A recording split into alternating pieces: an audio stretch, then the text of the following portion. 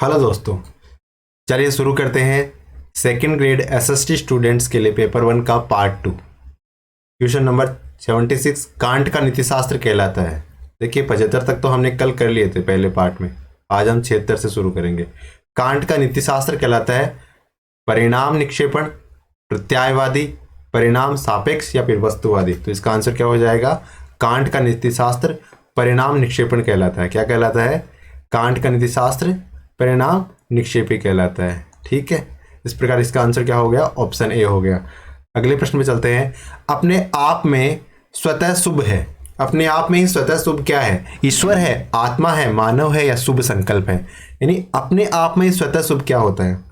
तो इसका आंसर हो जाएगा ऑप्शन डी। जो शुभ संकल्प होता है ना, वो अपने आप में ही स्वतः शुभ होता है। शुभ संकल्प अपने आप में ही स्वतः शुभ होता है, शुभ संकल्प हो जाएगा। इसका आंसर क्या हो जाएगा? शुभ संकल्प। अगले प्रश्न में चलते हैं।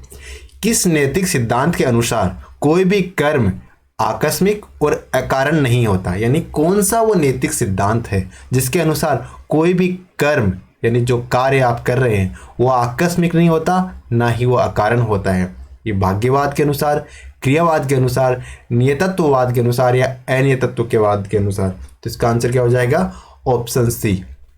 यानी नियतत्ववाद है ना, उसके अनुसार कोई भी कर्म आकस्मिक और अकारण नहीं होता है ना, आकस्मिक कारण नहीं होता। तो भाग्यवाद में तो बातें हम सीधा सीधा मानते हैं कि आकस्मिक और कोई अकारण ही होता है ना। लेकिन जो नियतत्ववाद है, क्या नियतत्ववाद में इसमें यह माना गया है कि कोई भी कर्म ना तो आकस्मिक और ना ही अकारण होता है। अगले प्रश्न पे चले। मृत्युदंड किस सिद्धांत के संगत नहीं है? मृत्युदंड है ना, वो किस सिद्धांत के अनुरूप नहीं है? सुधारात्मक, प्रतीकात्मक, निरोधात्मक या सृजनात्मक? तो इसका आंसर क्या हो जाएगा? मृत्युदंड है वो सुधारात्मक सिद्धांत के संगत नहीं है, क्योंकि मृत्युदंड तो तभी दिया जाता है ना कि अब सुधार की कोई संभावना नहीं रही। तो इस प्रकार वो सुधारात्मक सिद्धांत के अनुरूप या संगत नहीं होता। क्या? मृत्युदंड। तो इसका आंसर क्या हो जाएगा? ऑप्शन ए हो जाएगा। अगले प्रश्न पे चले। किसने कहा कि दंड निषेधात्मक पुरस्कार है? यानी किस विद्वान ने कहा था कि जो दंड होता है ना वो निषेधात्मक पुरस्कार होता है? अरस्तु साहब ने कहा, मिल साहब ने कहा, प्लेटो ने कहा या कांट ने कहा? तो इसका आंसर क्या हो जाएगा? ऑप्शन ए, अरस्तु साहब ने कहा। क्या कहा अरस्तु ने? अरस्तु ने कहा कि दंड क्या है? निषेधात्मक पुरस्कार है। यानी दंड कैसा पुरस्कार है? निषेधात्मक पुरस्कार है। ठीक है, तो इसका आंसर ऑप्शन ए अरस्तु हो जाएगा। अगले प्रश्न में चलते हैं। अब लोक प्रशासन के प्रश्न आएंगे। लोक प्रशासन की प्रकृति के बारे में एल डी वाइट किस दृष्टिकोण का समर्थन करते हैं? जो एल डी वाइट साहब है ना, वो लोक प्रशासन की प्रकृति के संबंध में किस दृष्टिकोण का समर्थन करते हैं? एकीकृत दृष्टिकोण का, प्रबंधकीय दृष्टिकोण का, संकुचित दृष्टिकोण का या पोस्टकार दृष्टिकोण का? तो एल डी वाइट साहब वो एकीकृत दृष्टिकोण का समर्थन करते हैं। एल डी वाइट साहब कौन से दृष्टिकोण का समर्थन करते हैं? एल डी वाइट साहब, एल डी वाइट साहब है ना, वो एकीकृत दृष्टिकोण का समर्थन करते हैं। अगले प्रश्न में चलते हैं। लोक प्रशासन के विकास में किस काल को सिद्धांतों का स्वर्ण युग कहा गया है? लोक प्रशासन के विकास में किस काल को सिद्धांतों का स्वर्ण युग कहा गया है? 1887 से 1926, 1938 से 1947, 1927 से 1937 या 1948 से 1970? तो इसका आंसर हो जाएगा ऑप्शन सी, 1927 से 1937 वाला समय पीरियड है ना, इसे क्या कहा गया है? इसे लोक प्रशासन के सिद्धांतों का स्वर्ण काल कहा है ना, लोक प्रशासन के सिद्धांतों का स्वर्ण काल। ठीक है, 1927 से लेके 1937। ठीक है, याद रह जाएगा। अगले प्रश्न में चलते हैं। निम्न में से किसने राजनीति और लोक प्रशासन को पृथक विषय के रूप में माना? यानी ये कौन साहब थे जिन्होंने कहा था कि जो राजनीति है वो अलग है, लोक प्रशासन है वो अलग है? यानी राजनीति और लोक प्रशासन को इन्होंने अलग अलग माना। रूजवेल्ट ने, जॉन एफ कैनेडी ने, रोनाल्ड ने या फिर वुडरो विल्सन साहब ने? तो इसका आंसर क्या हो जाएगा? Option D. जो वुडरो विल्सन साहब है ना, उन्होंने राजनीति को, वुडरो विल्सन साहब ने राजनीति को और लोक प्रशासन को अलग अलग माना। क्या माना? राजनीति बोले अलग है और लोक प्रशासन ये अलग है। ठीक है, तो इसका आंसर क्या हो जाएगा? जो वुडरो विल्सन साहब ना, उन्होंने इसको अलग अलग माना था सबसे पहले। अगले प्रश्न पे चलते हैं। किन कारकों में लोक प्रशासन का महत्व बढ़ गया है? यानी किन कार्यों में लोक प्रशासन का महत्व अधिक बढ़ गया है? किन कारकों से, यानी कारण पूछ रहा है हमसे कि किस कारण लोक प्रशासन का महत्व बढ़ गया है। लोक कल्याणकारी राज्य होने से, विश्व युद्ध होने से, आर्थिक नियोजन होने से, या तकनीकी अभिवृद्धि होने से। तो इसका आंसर होगा तकनीकी अभिवृद्धि हो गई है। क्या हो गई है? तकनीकी अभिवृद्धि हो गई है, और हम छोटी छोटी बारीकियों को समझने लगे हैं ना, तो इस कारण लोक प्रशासन का महत्व बढ़ा है। तो इसका आंसर तकनीकी अभिवृद्धि ज़्यादा सटीक है ऑप्शंस के अकॉर्डिंग। अगले प्रश्न पे चलते हैं। अगर कोई ऑप्शन अगर आपको कंफ्यूजिंग लगता है तो आप हमें लिख सकते हैं कमेंट बॉक्स में कि आप इसका बेहतर उत्तर हमें सुझाव दे सकते हैं, और कुछ अगर गड़बड़ होती है हमारी तरफ से तो हम उसको सुधार करके अपने जो कम्युनिटी पोस्ट है यूट्यूब वाली, वहाँ पे डालने का प्रयास करेंगे। अगले प्रश्न में चलते हैं। संकुचित अर्थ में लोक प्रशासन किसकी गतिविधि से संबंधित है? संकुचित अर्थ में लोक प्रशासन किसकी गतिविधि से संबंधित है? सरकार, विधानमंडल, कार्यकारी, या फिर न्यायपालिका?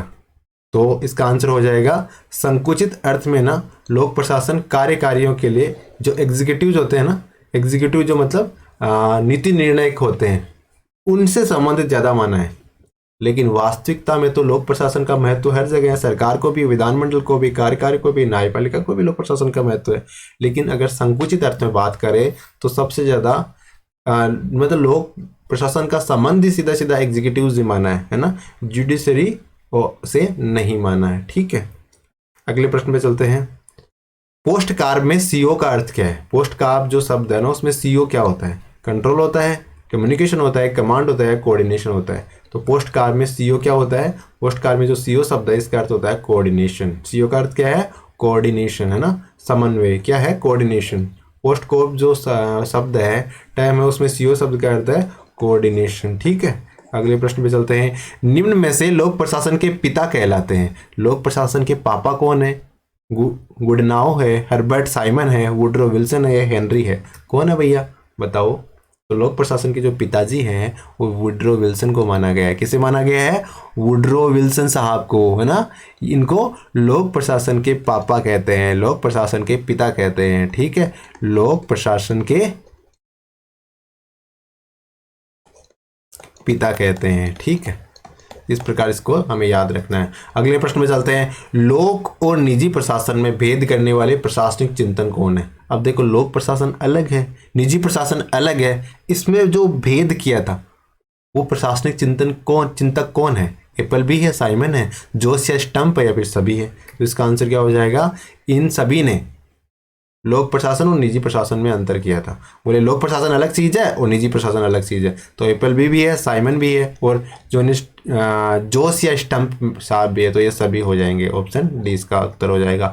अगला प्रश्न है, प्रशासन नैतिक क्रिया है। ठीक है, क्या प्रशासन क्या है? नैतिक क्रिया। और प्रशासन एक नैतिक एजेंट, प्रशासक वो नैतिक एजेंट है। ये किसने कहा था? गुडनाओ ने कहा था, हर्बर्ट साइमन ने, वुड्रो विल्सन ने, या फिर आर्डवेटीड साहब ने कहा था? क्या कह रहे हैं आर्डवेटीड साहब? तो इसका आंसर आर्डवेटीड है। लेकिन कह क्या रहे हैं देखो, कि तो जो प्रशासन है ना वो तो नैतिक क्रिया है, प्रशासन करना नैतिक क्रिया है। ठीक है, और जो नैतिक क्रिया करने वाला व्यक्ति होता है ना वो नैतिक एजेंट है। क्या? प्रशासन नैतिक क्रिया है, प्रशासन जो नैतिक क्रिया करता है, प्रशासक होता है, वो नैतिक एजेंट है ना। इस प्रकार ये किसने कहा था? आर्डवेटीड साहब ने कहा था। किसने कहा? आर्डवेटीड साहब ने कहा। अगला प्रश्न है, पद सोपान पद्धति का अन्य नाम क्या है? एक पद्धति है, पद्धति का नाम है पद सोपान पद्धति, उसका और नाम क्या है? उसको अन्य किस नाम से जाना जाता है? व्यवस्थित, स्केलर, आदेश की एकता, या नियंत्रण? तो इसका आंसर क्या है? Option B, scalar. यानी पद सोपान पद्धति का अन्य नाम क्या है? स्केलर। पद सोपान पद्धति का अन्य नाम स्केलर है। पद सोपान पद्धति का अन्य नाम क्या है? स्केलर है। क्या है? स्केलर। पद सोपान पद्धति का अन्य नाम क्या है? स्केलर है। ठीक है,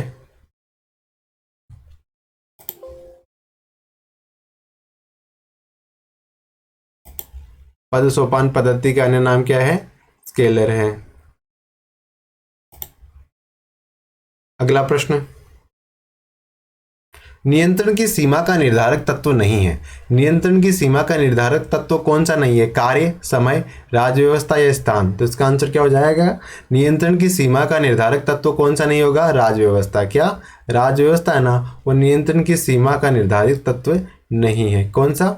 राज्य व्यवस्था। ठीक है, बाकी कार्य, समय और स्थान कार्य समय और स्थान क्या है, नियंत्रण की सीमा के निर्धारक तत्व है। यानी कार्य समय स्थान तो नियंत्रण की सीमा के निर्धारक तत्वों में शामिल है, लेकिन राज्य व्यवस्था शामिल नहीं है। तो हमसे नहीं पूछा था, तो इसका आंसर ऑप्शन सी हो जाएगा। अगला प्रश्न है, संगठन में काम चोरी के लिए सोल्डरिंग शब्द का प्रयोग किया। संगठन में एक शब्द है काम चोरी, उसके लिए सोल्डरिंग शब्द का प्रयोग किसने किया है? वुडनाउ ने कहा था, हर्बर्ट साइमन साहब ने किया, या फिर वुडरो विल्सन साहब ने किया, या फिर टेलर साहब ने किया। तो इसका आंसर क्या हो जाएगा? जो टेलर साहब है ना, उन्होंने काम चोरी के लिए सोल्डरिंग शब्द का उपयोग किया। टेलर साहब ने क्या किया? काम चोरी होती है ना संगठन में, काम चोरी तो ऑब्वियसली होती है, और ये प्रशासकों के लिए बहुत बड़ी एक समस्या है, और इसके लिए काम चोरी को एक शब्द उपयोग किया, सोल्डरिंग। ये किसने किया था? ये टेलर साहब ने किया था, टेलर साहब ने किया था, ऑप्शन डी। अगला प्रश्न है, मानसिक क्रांति की अवधारणा किसने दी? मानसिक क्रांति की अवधारणा किसने दी? गुडनाउ ने, हर्बर्ट साइमन ने, वुडरो विल्सन ने, या टेलर ने? तो मानसिक क्रांति की अवधारणा किसने दी थी? टेलर साहब ने ही मानसिक क्रांति की अवधारणा दी। टेलर साहब है ना, उन्होंने मानसिक क्रांति की अवधारणा भी दी थी। अगले प्रश्न पे चलते हैं। मैक्स वेबर के अनुसार नौकरशाही का संबंध किससे है? परंपरागत सत्ता से है, विवेक संगत सत्ता से है, चमत्कारिक सत्ता से, या सूत्र सत्ता से है? तो मैक्स वेबर साहब के अनुसार नौकरशाही का संबंध किससे है? विवेक संगत सत्ता से। जो मैक्स वेबर साहब है ना, उनके अनुसार नौकरशाही का संबंध विवेक संगत सत्ता से। किससे है? विवेक संगत सत्ता से है। नौकरशाही का संबंध किससे माना है मैक्स वेबर साहब ने? विवेक संगत सत्ता से माना है। किससे माना है? विवेक संगत सत्ता से माना है। अगले प्रश्न में चलते हैं। पुस्तक एडमिनिस्ट्रेटिव बिहेवियर के लेखक कौन है? यानी एक पुस्तक है एडमिनिस्ट्रेटिव बिहेवियर, क्या नाम है? Administrative behaviour. इस पुस्तक के लेखक कौन है? वुडनाउ है, हर्बर्ट साइमन है, वुडरो विल्सन है, या फिर हेनरी है? तो इसका आंसर क्या हो जाएगा? इसका आंसर हो जाएगा ऑप्शन बी। ऑप्शन बी में क्या लिखा है? हर्बर्ट साइमन साहब है ना, उन्होंने एक पुस्तक लिखी, और पुस्तक का नाम क्या है? एडमिनिस्ट्रेटिव बिहेवियर, है ना, एडमिनिस्ट्रेटिव बिहेवियर। ठीक है, तो इसका आंसर ऑप्शन बी हो जाएगा। ऑप्शन बी इसका सही आंसर हो जाएगा। अगले प्रश्न में चलते हैं। निर्णयन को एक सामाजिक प्रक्रिया मानते हैं। निर्णयन होता है ना, उसको एक सामाजिक प्रक्रिया कौन मानते हैं? गुडनाउ मानते हैं, हर्बर्ट साइमन मानते हैं, वुडरो विल्सन मानते हैं, या फिर चेस्टर आई बर्नार्ड मानते हैं? तो इसका आंसर क्या होगा? इसका आंसर होगा ऑप्शन डी। चेस्टर आई बर्नार्ड है ना, निर्णयन को, डिसीजन मेकिंग को क्या मानते हैं? एक सामाजिक प्रक्रिया। चेस्टर आई बर्नार्ड, नाम क्या है? चेस्टर आई बर्नार्ड साहब किसको? निर्णयन को क्या मानते हैं? एक क्या मानते हैं? सामाजिक प्रक्रिया मानते हैं। चेस्टर आई बर्नार्ड साहब जो अपने निर्णय से क्या मानते हैं? एक सामाजिक प्रक्रिया मानते हैं। तो इसका आंसर ऑप्शन डी हो जाएगा। अगले प्रश्न में चलते हैं। किस प्रकार के संचार को ग्रेप वाइन कहते हैं? यानी कौन सा संचार है जिसे ग्रेप वाइन कहते हैं? औपचारिक संचार, अनौपचारिक संचार, लिखित संचार, या सभी के सभी? तो इसका आंसर क्या होगा? जो अनौपचारिक संचार होता है ना, उसे ग्रेप वाइन के तरह कहते हैं। जो अंगूर की शराब मानते हैं, किसे? अनौपचारिक संचार को। किसे? अंगूर की शराब किसे मानते हैं? अनौपचारिक संचार को ग्रेप वाइन माना जाता है ना। इस प्रकार इसका आंसर ऑप्शन बी हो जाएगा। शासन के निर्णय करना बहुल क्रिया है। शासन में निर्णय करना बहुल क्रिया है, ये कथन किसका है? ये गुडनाउ का है, हर्बर्ट साइमन का, वुडरो विल्सन का, स्केलर हडसन का है। देखो ये कथन आपको बहुत अच्छे से याद रखने हैं, है ना।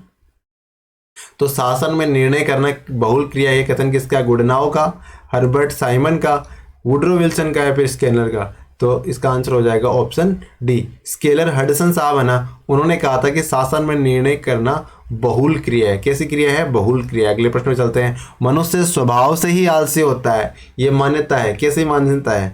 मनुष्य स्वभाव से ही आलसी होता है, यानी उसका स्वभाव आलसी ही होता है। ये थ्योरी एक्स की है, थ्योरी वाई की है, थ्योरी एक्स और वाई दोनों की है, फिर न किसी की भी नहीं है। तो इसका आंसर क्या हो जाएगा?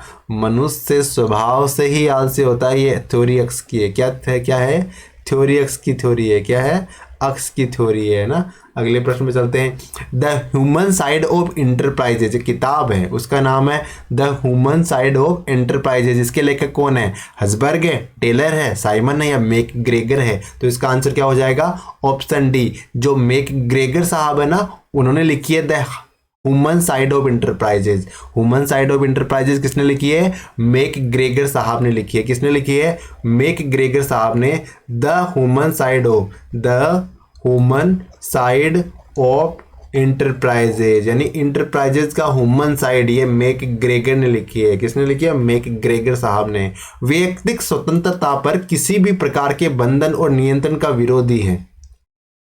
कौन है वैयक्तिक स्वतंत्रता पर कोई भी, मतलब ये जो है ना, ये व्यक्तिगत स्वतंत्रता पर किसी प्रकार के बंधन मानते ही नहीं है। बोले हम नहीं हम मानबे ही नहीं करते। तो कौन है? गांधीवादी है, समाजवादी है, नकारात्मक उदारवाद है या सकारात्मक उदारवाद है? तो कौन नहीं मानबे करते बंधन को और नियंत्रण को?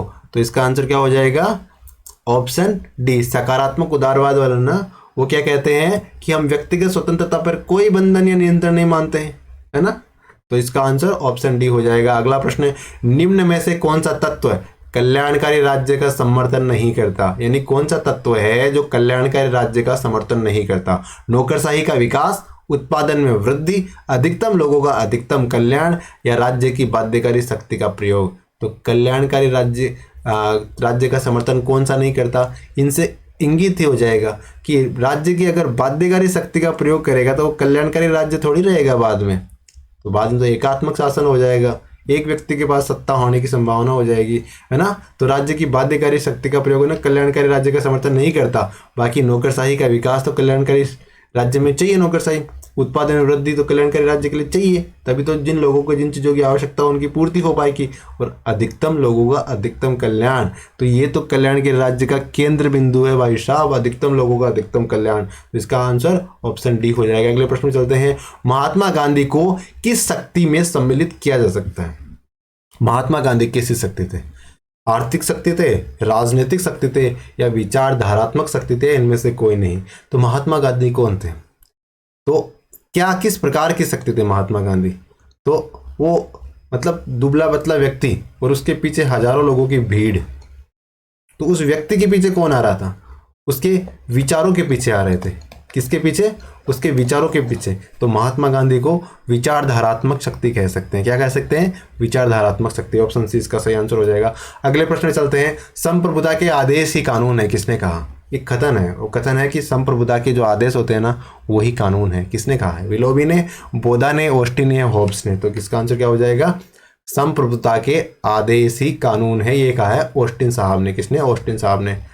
और संप्रभुता में ऑस्टिन का तात्पर्य क्या है? ऑस्टिन ने संप्रभुता किसे माना? समूह को, शक्ति को, सरकार को, या तीनों को? तो ऑस्टिन साहब ने संप्रभुता किसे माना है? समूह को भी संप्रभुता माना है, शक्ति को भी माना है, सरकार को भी माना है ऑस्टिन ने। इन तीनों को ही संप्रभुता में ऑस्टिन ने माना है। ठीक है।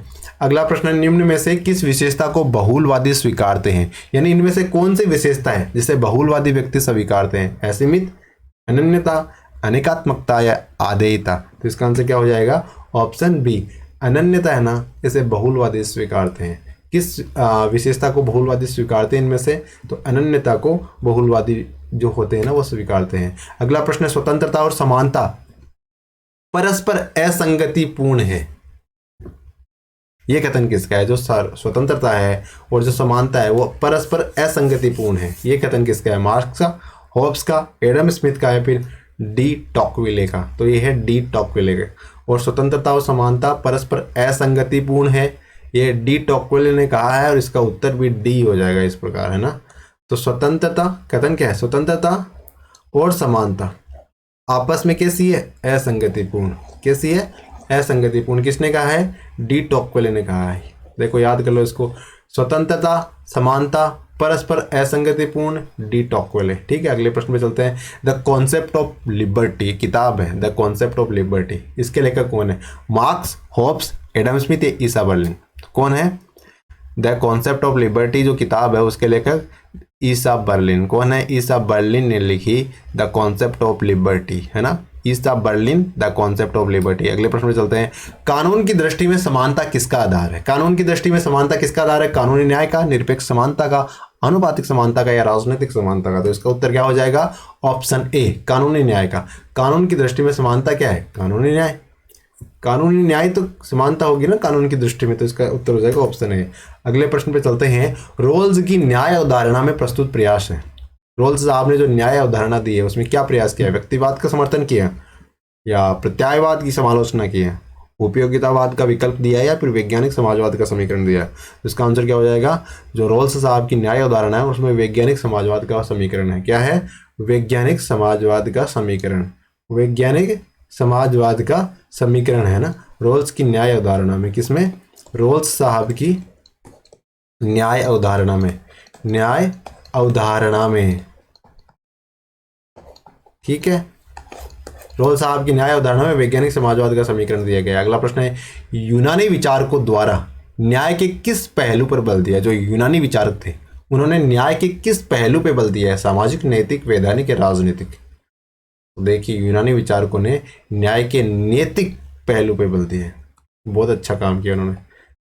न्याय के नैतिक पहलू पे बल दिया किसने, यूनानी विचारकों ने। ठीक है, ये तो ये आपको याद रह ही जाएगा, बहुत ही आसान प्रश्न है। राष्ट्रपति द्वारा राज्यसभा में सदस्यों का मनोनयन का प्रावधान किस देश से लिया गया है। यानी राष्ट्रपति राज्यसभा में सदस्यों को मनोनयन करता है ना, तो ये कॉन्सेप्ट कहाँ से लिया है, अमेरिका से, ऑस्ट्रेलिया से, फ्रांस से, आयरलैंड से। देखिए कौन सी चीज हमने अपने संविधान में कहाँ से ग्रहण की है, इस प्रश्न को आपको अच्छे से याद कर लेना है। एक प्रश्न आने की पूरी संभावना है ना। नीति निर्देशक तत्व कहाँ से लिए, मौलिक अधिकार कहाँ से लिए गए हैं, राष्ट्रपति के चुनाव की प्रक्रिया कहाँ से ली गई है, इन सारी बातों को एकदम क्रिस्टल क्लियर कर लेना है ना। तो इसका आंसर क्या हो जाएगा, राष्ट्रपति द्वारा राज्यसभा के सदस्यों का मनोनयन का प्रावधान कहाँ से लिया है, आयरलैंड से लिया है। कहाँ से, आयरलैंड जो देश है ना वहाँ से, उनके संविधान से लिया है। अगले प्रश्न में चलते हैं, राष्ट्रीय ध्वज को संविधान सभा ने कब स्वीकार किया। राष्ट्रीय ध्वज को संविधान सभा ने कब स्वीकार किया, 26 जनवरी 1946, 26 जनवरी 47, 26 जनवरी 48, 22 जुलाई 47। तो इसका आंसर क्या हो जाएगा, 22 जुलाई 1947 को संविधान सभा ने राष्ट्र ध्वज को स्वीकार किया। कब किया, 22 जुलाई 1947। ठीक है, याद रह जाएगा, 22 जुलाई 1947 को संविधान सभा ने राष्ट्रीय ध्वज को किसको स्वीकार किया, राष्ट्रीय ध्वज को स्वीकार किया। ठीक है, अगले प्रश्न में चलते हैं, निम्नलिखित में से कौन सी विशेषता भारतीय संविधान की संघीय विशेषता नहीं है। यानी कौन सी विशेषता है जो संघीय विशेषता नहीं है भारतीय संविधान की।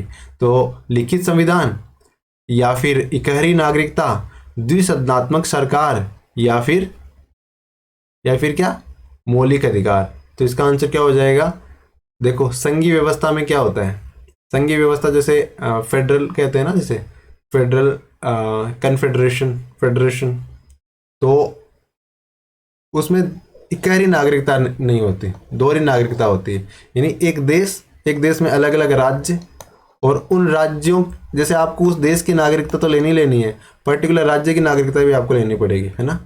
तो ये संघीय व्यवस्था की विशेषता है।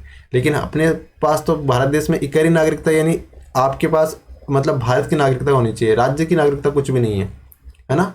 तो इस प्रकार से संघीय विशेषता में शामिल कौन सी नहीं है। तो लिखित संविधान संघीय व्यवस्था में होना चाहिए, जरूरी है।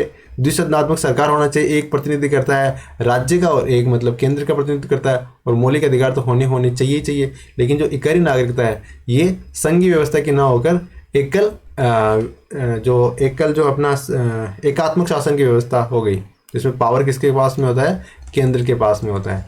ठीक है, अगले प्रश्न में चलते हैं, भारतीय संविधान के कौन से अध्याय को अधिकार पत्र कहा गया है। भारतीय संविधान के कौन सा अध्याय जिसे अधिकार पत्र या मैग्ना कार्टा कहा गया है, 3 को, 4 को, 2 को या 5 को। तो इसका आंसर हो जाएगा जो भाग 3 है ना, मौलिक अधिकारों वाला, इसे अधिकार पत्र कहा गया है या मैग्ना कार्टा कहा गया है। अगले प्रश्न में चलते हैं, किस अनुच्छेद ने उच्चतम न्यायालय को मूल अधिकारों का प्रहरी बना दिया है। यानी कौन सा आर्टिकल है भारतीय संविधान का जिसने सुप्रीम कोर्ट को मूल अधिकारों का प्रहरी, यानी मूल अधिकारों को रक्षा करने वाला बना दिया है। 51, 32, 16 या 370। तो आर्टिकल जो 32 है ना, संवैधानिक उपचारों का अधिकार, और इसने मूल अधिकारों का प्रहरी किसे बना दिया है, क्योंकि इसमें क्या कहा गया है कि अगर किसी व्यक्ति के मौलिक अधिकारों को हनन होता है तो व्यक्ति आर्टिकल 232 के तहत सुप्रीम कोर्ट के पास सीधा जा सकता है, और सुप्रीम कोर्ट उसके बचाव में रिट जारी कर सकते हैं 5 प्रकार की, है ना। और इसी कारण अपने बाबा साहब अम्बेडकर साहब ने जो संविधान का जो अनुच्छेद 32 है इसे संविधान की आत्मा कहा है। और वैसे संविधान की आत्मा किसे कहा है, जो प्रस्तावना उसे कहा गया, लेकिन बाबा साहब ने आर्टिकल 32 को कहा है। तो इसका आंसर हो जाएगा ऑप्शन बी 32। अगला प्रश्न है, जेबी वीटो शक्ति का सर्वप्रथम प्रयोग किस राष्ट्रपति ने किया था? जेबी वीटो जो पावर है उसका प्रयोग सबसे पहले कौन से राष्ट्रपति साहब ने किया था? राजेंद्र प्रसाद, ज्ञानी जैल सिंह साहब, अब्दुल कलाम साहब या शंकर नारायण साहब? तो इसका आंसर क्या हो जाएगा? ज्ञानी जैल सिंह साहब। ज्ञानी जैल सिंह साहब ने ना जो डाकघर अधिनियम था, कौन सा अधिनियम? डाकघर अधिनियम में अपने इस जेबी वीटो का प्रयोग किया था। ठीक है, अगले प्रश्न में चलते हैं। राज्यपाल की नियुक्ति कौन करता है? राष्ट्रपति, प्रधानमंत्री, मुख्यमंत्री या सीजीआई? राज्यपाल की नियुक्ति कौन करता है? राष्ट्रपति साहब करते हैं। बिल्कुल, राष्ट्रपति साहब करते हैं। राज्यपाल की नियुक्ति कौन करते हैं? जो अपने राष्ट्रपति साहब होते हैं ना, वो राष्ट्रपति को नियुक्त करते हैं। अगले प्रश्न में चलते हैं। राष्ट्रपति के चुनाव में मतदान नहीं कर सकते। राष्ट्रपति के चुनाव में मतदान कौन नहीं कर सकते? लोकसभा के मनोनीत सदस्य, राज्यसभा के मनोनीत सदस्य, विधान परिषद के सदस्य या सभी? तो इसका आंसर क्या हो जाएगा? राष्ट्रपति साहब के चुनाव में लोकसभा के मनोनीत सदस्य ने निर्वाचित सदस्य भाग लेते हैं, राज्यसभा के निर्वाचित सदस्य भाग लेते हैं, और विधान परिषद के सदस्य तो भाग नहीं लेते, विधानसभा के निर्वाचित सदस्य भाग लेते हैं। कौन लेते हैं? विधानसभा के निर्वाचित सदस्य, यानी जो निर्वाचित सदस्य होते हैं ना, वो ही भाग लेते हैं। लेकिन एक बात ध्यान रखने वाली है कि राष्ट्रपति पर अब महाभियोग चलाया जाता है, तो विधानसभा के सदस्य भाग नहीं लेते और राज्यसभा और लोकसभा के सदस्य भाग लेते हैं। उसमें निर्वाचन वाला, ये मनोनीत वाला कॉन्सेप्ट हट जाता है। अगला प्रश्न है, एच.डी. देवगौड़ा किस अवधि में प्रधानमंत्री बने थे? जो एच.डी. देवगौड़ा साहब थे ना, वो किस अवधि में प्रधानमंत्री बने? 96, 97, 90, 91, 85, 86, 99, 2000? तो इसका आंसर क्या हो जाएगा? ऑप्शन ए, 1996-97 में एच.डी. देवगौड़ा साहब भारत के प्रधानमंत्री बने थे। कब बने थे एच.डी. देवगौड़ा साहब? 1996-97 में भारत के प्रधानमंत्री बने थे। अगले प्रश्न में चलते हैं। मंत्रिमंडल सचिवालय का राजनीतिक प्रमुख कौन होता है? जो मंत्रिमंडल सचिवालय है ना, उसका राजनीतिक प्रमुख की बात कर रहे हैं, प्रशासनिक प्रमुख की बात नहीं कर रहे हैं। तो मुख्य सचिव, मुख्यमंत्री, सचिव या राज्यपाल? तो इसका आंसर क्या हो जाएगा? जो मंत्रिमंडलीय सचिवालय है उसका राजनीतिक प्रमुख अपने मुख्यमंत्री साहब होते हैं। मंत्रिमंडल सचिवालय के राजनीतिक प्रमुख कौन होते हैं? मुख्यमंत्री साहब होते हैं। अगले प्रश्न पे चलते हैं। भारत में न्यायपालिका राज्य का विषय, केंद्र का विषय, एकीकृत और अविभाज्य या कोई नहीं? तो भारत में न्यायपालिका है ना, वो एकीकृत और अविभाज्य है। क्या है? एकीकृत और अविभाज्य। अगला प्रश्न है, भारत में राष्ट्रीय आय की गणना में व्यय विधि का उपयोग किस क्षेत्र के लिए किया जाता है?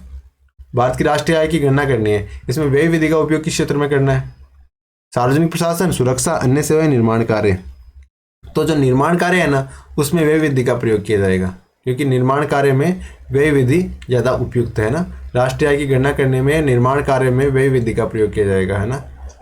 ठीक है, अगले प्रश्न पे चलते हैं। आर्थिक विकास का बेहतर सूचक कौन सा है? अगर आर्थिक विकास बताना है तो उसका बेहतर सूचक कौन सा है? सकल राष्ट्रीय उत्पाद, राष्ट्रीय आय, सकल घरेलू उत्पाद या प्रति व्यक्ति आय? तो प्रति व्यक्ति आय है ना, उसके आधार पर ये देखा जाता है कि आर्थिक विकास कितना बेहतर है, कितना कम है। क्योंकि देखिए, एक इकोनॉमी बहुत बड़ी हो सकती है, लेकिन अगर वहाँ की पॉपुलेशन बहुत ज़्यादा है तो प्रति व्यक्ति के हिस्से में कितनी मतलब इनकम कितनी है, प्रति व्यक्ति की इनकम कितनी है, वो प्रति व्यक्ति के आधार पर डिसाइड होगा। वो कोई इकोनॉमी इससे मान लो 1/4 हिस्सा है, लेकिन जनसंख्या इसका 1/20 हिस्सा है, तो यहाँ के लोग ज़्यादा समृद्ध है, ये देश ज़्यादा विकसित है सही मायनों में। ये तो दिखावे का ही इसकी जीडीपी ज़्यादा हो रखी है, वास्तविकता में तो इसमें प्रति व्यक्ति आय बहुत कम है ना। तो इस हिसाब से प्रति व्यक्ति आय है ना, उसके आधार पर आर्थिक विकास की बेहतर समझ हम प्राप्त कर सकते हैं ना, बाकी अन्य के मुकाबले। जो सकल राष्ट्रीय उत्पाद है, राष्ट्रीय आय है, सकल घरेलू उत्पाद है, बाकी भी अपनी जगह इनके अलग अलग तरीके से देखें तो अलग अलग उपयोग होते हैं। लेकिन अगर हम आर्थिक विकास को देखना चाहें, वास्तविक आर्थिक विकास को, तो प्रति व्यक्ति आय देखना ज़्यादा बेहतर रहेगा। अगले प्रश्न में चलते हैं। उपभोग पर रेचेट प्रभाव किसने बताया? उपभोग पर रेचेट प्रभाव किसने बताया है? मार्क्स ने, होब्स ने, एडम स्मिथ ने या जेम्स ड्यूसनबरी ने? तो इसका आंसर हो जाएगा ऑप्शन डी, जेम्स ड्यूसनबरी नाम के जो व्यक्ति है उन्होंने उपभोग पर रेचेट प्रभाव बताया। किसने बताया है? जेम्स ड्यूसनबरी। जेम्स ड्यूसनबरी साहब ने उपभोग पर रेचेट प्रभाव बताया है। अगला प्रश्न है। सीमांत बचत प्रवृत्ति बचत में परिवर्तन और प्रयोज्य आय में परिवर्तन का अनुपात है, ये कथन किसका है? ये कह रहे हैं कि जो सीमांत बचत है ना, वो प्रवृत्ति बचत में परिवर्तन करना और प्रयोज्य आय में परिवर्तन का अनुपात, ये कथन किसने कहा है? Marks, Hobbes, एन.एफ. कीजर या ईसा बर्लिन? तो इसका आंसर क्या हो जाएगा? ऑप्शन सी, जो एन.एफ. कीजर साहब है ना, उन्होंने कहा है कि सीमांत बचत प्रवृत्ति बचत में परिवर्तन और प्रयोज्य आय में परिवर्तन का अनुपात है। ये एन.एफ. कीजर साहब ने कहा है। अगला प्रश्न है। पूर्ण रोजगार के बिंदु के बाद कीमत स्तर में वृद्धि को मुद्रास्फीति कहा गया है। यानी पूर्ण रोजगार के बिंदु हो गया, उसके बाद कीमत स्तर में वृद्धि होती है, ठीक है, इसे मुद्रास्फीति है कहा गया है। यानी मुद्रास्फीति की जो ऐसी परिभाषा दी है, किन्होंने दी है, मार्क्स ने, किन्स ने, एडम स्मिथ ने, ईसा बर्लिन ने। तो इसका आंसर क्या हो जाएगा? ऑप्शन बी, किन्स साहब ने कहा है। किन्स साहब ने क्या कहा है कि पूर्ण रोजगार दे दिया सबसे पहले, ठीक है, उसके बाद कीमत स्तर में वृद्धि होगी। अब इस वृद्धि को मुद्रास्फीति कहेंगे, ठीक है। पूर्ण रोजगार, ठीक है, कीमत स्तर में वृद्धि, और फिर इसे मुद्रास्फीति, ठीक है, इसे क्या कहेंगे? मुद्रास्फीति। अगले प्रश्न में चलते हैं। मुद्रास्फीति का प्रभाव होता है, मुद्रास्फीति का क्या प्रभाव होगा? महंगाई बढ़ेगा तो क्या प्रभाव होगा? निर्यात कम हो जाते हैं, आयात बढ़ जाते हैं, भुगतान संतुलन पर विपरीत प्रभाव पड़ता है, या सभी? तो देखो मुद्रास्फीति का प्रभाव क्या होगा? ऑप्शन डी, सभी हो जाएंगे। यानी अगर ज़्यादा महंगाई बढ़ेगी तो निर्यात तो कम हो जाएंगे, आयात बढ़ जाएंगे, है ना, निर्यात कम हो जाएंगे, आयात बढ़ जाएंगे, और भुगतान संतुलन पर विपरीत प्रभाव पड़ेगा। विपरीत प्रभाव कैसे पड़ेगा? देखिए, अगर हमारे देश में कोई चीज़ उत्पादित होती है और वो महंगी आने लग गई, और विदेश में वही चीज़ सस्ती आ रही है, तो हम क्या करें, मतलब लोग क्या करेंगे, बाहर से जो चीज़ें हैं उनको मंगाना शुरू कर देंगे, और यहाँ पे उत्पादन ही नहीं करेंगे तो बाहर भेजेंगे क्या? तो निर्यात भी बंद हो जाएगा, निर्यात भी कम हो जाएगा।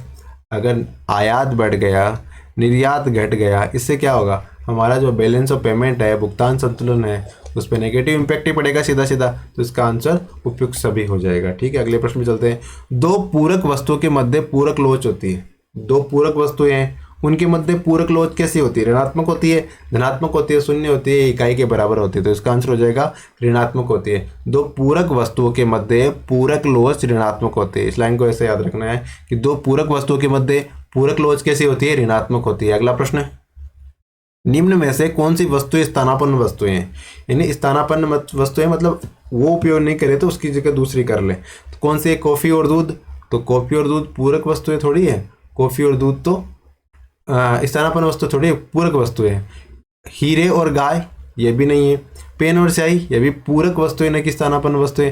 और पेप्सी और कोला, तो या तो आप पेप्सी पियोगे या कोला पियोगे। इस प्रकार इसका आंसर क्या हो जाएगा?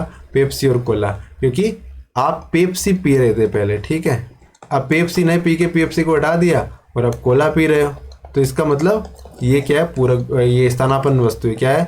स्थानापन्न वस्तु है, स्थानापन्न वस्तु है, ठीक है। लेकिन कॉफ़ी और दूध क्या है? ये तो पूरक वस्तु है, मतलब एक चीज़ का उपयोग करोगे तो दूसरी बनेगी। यानी कॉफ़ी बनाने के लिए आपको दूध की आवश्यकता है, और शाही पेन चलाने के लिए आपको शाही की आवश्यकता है, तो ये तो पूरक वस्तु है ना। लेकिन पेप्सी और कोला स्थानापन्न वस्तु है। अगले प्रश्न पे चलते हैं। धनी व्यक्ति के लिए मांग की लोच। देखो भाई, धनी व्यक्ति के लिए मांग की लोच का कोई फर्क नहीं पड़ता, उसके पास थोक में पैसे है ना, उसके भले ही महंगाई बढ़ेगी तो वो सामान लेना कम थोड़ी कर देगा, वो तो चाहेगा तो ले लेगा, नहीं चाहेगा तो नहीं लेगा, क्योंकि उसके पास तो पैसे थोक में पड़े हैं ना। तो धनी व्यक्ति के लिए मांग की लोच कैसी होती है? लोचदार होती है, बेलोचदार होती है। मांग की लोच से कोई संबंध नहीं होता है, अत्यधिक लोचदार होती है। तो क्या ये क्या कह रहा है कि मांग की लोच ना वो बेलोचदार होती है धनी व्यक्ति के लिए। धनी व्यक्ति के लिए मांग की लोच बेलोचदार होती है, लेकिन साधारण व्यक्ति के लिए अगर कीमत बढ़ेगी तो उसकी मांग घटेगी, कीमत घटेगी तो उसकी मांग बढ़ने की संभावना रहती है ना। ये मांग की लोच है। अगले प्रश्न में चलते हैं। मार्शल की उपभोक्ता की बचत की धारणा में मान्यता है। मार्शल की उपभोक्ता की बचत की धारणा में क्या मान्यता है? पूर्ण प्रतियोगिता, एकाधिकार, अपूर्ण प्रतियोगिता, द्वाधिकार। तो इसका आंसर क्या हो जाएगा? मार्शल की उपभोक्ता की बचत की धारणा में पूर्ण प्रतियोगिता की धारणा है ना। क्या माना जाता है? जो उपभोक्ता की बचत वाला कॉन्सेप्ट है ना, पूर्ण प्रतियोगिता वाले में माना गया है मार्शल में, ठीक है। इस प्रकार इसका आंसर है पूर्ण प्रतियोगिता। अगले प्रश्न में चलते हैं। रिवीजन ऑफ डिमांड थ्योरी, ये किताब है रिवीजन ऑफ डिमांड थ्योरी, ये इसके लेखक कौन है? हिक्स है, होब्स है, एडम स्मिथ है, ईसा बर्लिन है। तो इसका आंसर क्या हो जाएगा? ऑप्शन है हिक्स। यानी रिवीजन ऑफ डिमांड थ्योरी के लेखक हिक्स है। हिक्स क्या नाम है? Revision of demand theory Hicks, revision of demand theory Hicks, याद रह जाएगा। अगले प्रश्न में चलते हैं। घाटे की वित्तीय व्यवस्था का सर्वप्रथम प्रतिपादन किसने किया था? घाटे की वित्तीय व्यवस्था का प्रतिपादन सबसे पहले किसने किया था? मार्क्स ने, किन्स ने, एडम स्मिथ ने, या फिर ईसा बर्लिन ने। तो घाटे की वित्तीय व्यवस्था, देखिए अपने राजस्थान की इकोनॉमी घाटे की व्यवस्था से चलाई जा रही है, देश की इकोनॉमी घाटे की व्यवस्था से चलाई जा रही है। तो इस कॉन्सेप्ट का सर्वप्रथम प्रतिपादन किसने किया था? तो मार्क्स ने किया था, किन्स ने, एडम स्मिथ ने, ईसा बर्लिन। तो इसका आंसर क्या हो जाएगा? किन्स साहब ने किया था। और ये विकासशील देशों के लिए काफी कारगर व्यवस्था भी है नहीं, विकासशील देशों को ऐसी व्यवस्था अपनानी भी चाहिए। तो ये किन्स साहब ने इसका प्रतिपादन किया था। अगले प्रश्न क्या है कि मुद्रा क्या है। मुद्रा क्या है? स्टॉक अवधारणा है, गत्यात्मक अवधारणा है, प्रवाह अवधारणा है, क्षरण अवधारणा है। तो मुद्रा क्या है? स्टॉक अवधारणा। मुद्रा क्या है? स्टॉक अवधारणा। मुद्रा किस तरह कार्य करती है? स्टॉक की तरह कार्य तो करती है ना मुद्रा। तो मुद्रा क्या है? स्टॉक अवधारणा है। तो ऑप्शन ए हो गया। अगला प्रश्न है समाजशास्त्र के जनक। समाजशास्त्र के जनक किन्हें माना गया है? अगस्त कॉम्टे को, डार्विन को, दुर्खीम को, जॉर्ज सुमेल को। तो इसका आंसर क्या हो जाएगा? Option A. अगस्त कॉम्टे साहब को समाजशास्त्र का जनक माना गया है। समाज शास्त्र का जनक किसे माना गया है? अगस्त कॉम्टे साहब को समाज शास्त्र का जनक माना गया। अगला प्रश्न है मानव प्रगति का नियम प्रतिपादित किया था। मानव प्रगति का नियम किसने प्रतिपादित किया? अगस्त कॉम्टे ने, डार्विन ने, दुर्खीम ने, जॉर्ज सुमेल ने। तो इसका आंसर क्या हो जाएगा? Option A. अगस्त कॉम्टे साहब ने मानव प्रगति का नियम प्रतिपादित किया था। अगस्त कॉम्टे साहब ने मानव प्रगति का नियम प्रतिपादित किया था। ठीक है, अगले प्रश्न में चलते हैं। समाजशास्त्र में ज्ञान का आधार क्या है? अनुभववाद, बुद्धिवाद, दोनों या कोई नहीं? समाजशास्त्र है, उसमें ज्ञान का आधार क्या है? इसका आंसर हो जाएगा अनुभववाद। समाजशास्त्र में ज्ञान का आधार है अनुभववाद। ठीक है, अगले प्रश्न में चलते हैं। समाजशास्त्र में अध्ययन किया जाता है। समाजशास्त्र में किस चीज का अध्ययन किया जाता है? क्या है या क्या होना चाहिए, या फिर दोनों, या फिर दोनों नहीं? तो इसका आंसर क्या हो जाएगा? समाजशास्त्र में किसका अध्ययन किया जाता है? तो समाजशास्त्र में अध्ययन किया जाता है कि क्या है। समाजशास्त्र में किसका अध्ययन किया जाता है? क्या है का अध्ययन किया जाता है। क्या है का अध्ययन समाजशास्त्र में किया जाता है। अगला प्रश्न है समाजशास्त्र अध्ययन करता है। समाजशास्त्र किसका अध्ययन करता है? समूह का, या समितियों का, या सामाजिक क्रियाओं का, या समग्रता का? तो इसका आंसर क्या हो जाएगा? ऑप्शन डी, समग्रता का अध्ययन करता है। समाजशास्त्र किसका अध्ययन करता है? समाजशास्त्र समग्रता का अध्ययन करता है। किसका अध्ययन करता है? समग्रता का अध्ययन करता है। समाजशास्त्र समग्रता का अध्ययन करता है। समग्रता का अध्ययन करता है। ठीक है, अगले प्रश्न में चलते हैं। सावयवी समाज और यांत्रिक समाज का वर्णन किया है। सावयवी समाज का और यांत्रिक समाज का वर्णन किसने किया है? अगस्त कॉम्टे ने, डार्विन ने, दुर्खीम ने, या जॉर्ज सुमेल ने। तो इसका आंसर क्या हो जाएगा? सावयवी समाज का वर्णन और यांत्रिक समाज का वर्णन किया है दुर्खीम साहब ने। किसने किया है? दुर्खीम साहब ने सावयवी समाज और यांत्रिक समाज का वर्णन किया। अगला प्रश्न है प्राथमिक समूह में संबंध किस प्रकार के होते हैं? प्राथमिक समूह में संबंध कैसे होते हैं? औपचारिक होते हैं, अनौपचारिक होते हैं, नकारात्मक होते हैं, सकारात्मक होते हैं? तो प्राथमिक समूह में कैसे संबंध होते हैं? अनौपचारिक संबंध होते हैं। प्राथमिक समूह में तो अनौपचारिक संबंध होंगे, है ना। अगले प्रश्न में चलते हैं। द्वितीयक समूह का उदाहरण है, यानी इनमें से कौन सा द्वितीयक समूह का उदाहरण है? परिवार, पड़ोस, मित्र मंडली या सरकारी कार्यालय? तो परिवार, पड़ोस और मित्र मंडली तो प्राथमिक समूह के उदाहरण है। तो सरकारी कार्यालय ना, वो द्वितीयक समूह का उदाहरण है। क्या है? सरकारी कार्यालय द्वितीयक समूह का उदाहरण है। अगला प्रश्न है जागीर प्रथा में समाज में निम्न में से कौन से वर्ग प्रचलित थे? जब जागीर प्रथा चल रही थी तब समाज में कौन से वर्ग प्रचलन में थे? पादरी थे, सरदार थे, जनसाधारण थे, या सभी थे? तो इसका आंसर क्या हो जाएगा? तो जागीर प्रथा में समाज में पादरी भी थे, सरदार भी थे, साधारण जन भी थे। तो इसका उत्तर क्या हो जाएगा? ऑप्शन डी, सभी थे, है ना। अगला प्रश्न है निम्न में से आप खुले स्तरीकरण में किसे रखेंगे? खुले स्तरीकरण में किसे डालेंगे आप? किसको डालेंगे? वर्ग को, जाति को, धर्म को, या लिंग भेद को? तो खुले स्तरीकरण में हम वर्ग को डालेंगे। किसे डालेंगे? वर्ग को खुले स्तरीकरण में डालेंगे, बाकी जाति, धर्म और लिंग भेद को खुले स्तरीकरण में नहीं डालेंगे। अगले प्रश्न में चलते हैं। निम्न में से कौन सी वर्ण व्यवस्था की विशेषता नहीं है? यानी वर्ण व्यवस्था है ना, इसकी विशेषता कौन सी नहीं है? श्रम विभाजन, गतिशीलता, समानता या संस्तरण? तो देखो वर्ण व्यवस्था होगी ना, वहाँ समानता होना थोड़ा मुश्किल है ना। तो इस प्रकार इसका आंसर क्या हो जाएगा? ऑप्शन सी, यानी श्रम विभाजन, गतिशीलता और संस्तरण है ना, ये वर्ण व्यवस्था की विशेषता है, लेकिन समानता वर्ण व्यवस्था की विशेषता नहीं है ना। तो ये इसका सबसे गलत पक्ष है।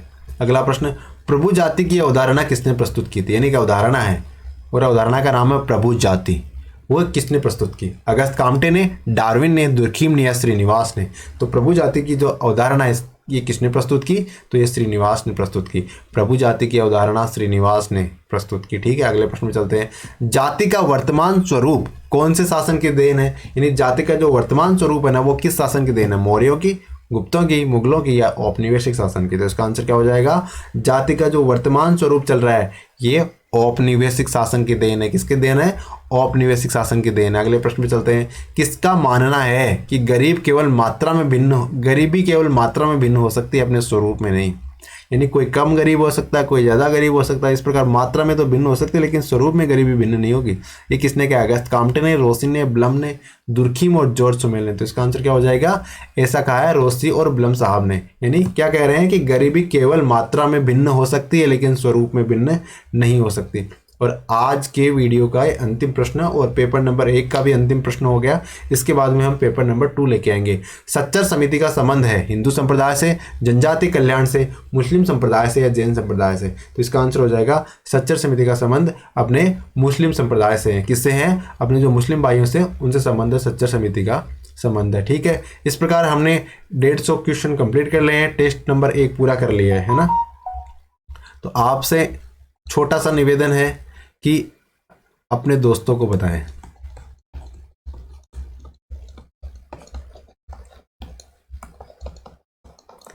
और चैनल को सब्सक्राइब कर लें। ठीक है, थैंक यू।